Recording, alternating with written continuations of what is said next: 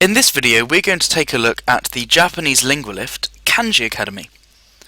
So the settings panel for the Kanji Academy is here on your dashboard, and you can see that I've selected the JLPT N5 and JLPT N4 decks to study. I'll click on this arrow here and that will take me into the Kanji Academy. The first thing that I'm presented with is a question. This question consists of a word which has a kanji and four possible answers, four possible readings for this kanji. Now if I'm not quite sure about the word, I can put my mouse over here and see the word in context with an English translation. Then I need to choose which is the right answer. I think it's Great. We have a different means of testing here. Here I'm given the hiragana reading and I must select which is the appropriate kanji. Now in this instance I'm not going to click, I'm simply going to click number 2 on my keyboard. Here I'm going to click number 1 on my keyboard. Now I've already been tested on a few kanji. The Kanji Academy has decided that it's time for me to learn a new kanji. So here I'm being presented with the word for colour.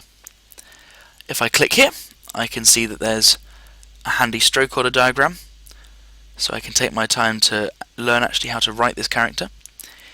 It gives me a useful English translation and some example compounds here, and you can see that the readings are pre-highlighted in pink, so you know exactly what you're looking at. I've decided that I want to learn a few more, so I click the down arrow and see that there are plenty more compounds that I can learn. So this is all about learning the kanji in context. I can click these play buttons and I can hear a native speaker read these out to me. So then I've got to tell the Kanji Academy whether I know this. Now I've come across this word in lessons before, but I'm not entirely sure about some of these other readings, so I'm just going to tell it that I'm learning it. I haven't mastered it, but it's not so bad. And then the Kanji Academy will know eventually I'm going to need to be tested on this word.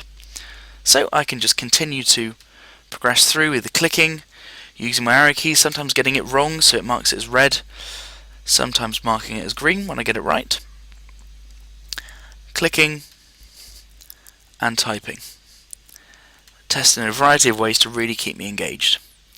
And then when I'm done with 10, get a little pause and I can jump straight back in. So that's a very brief overview of the Japanese LinguaLift's Kanji Academy.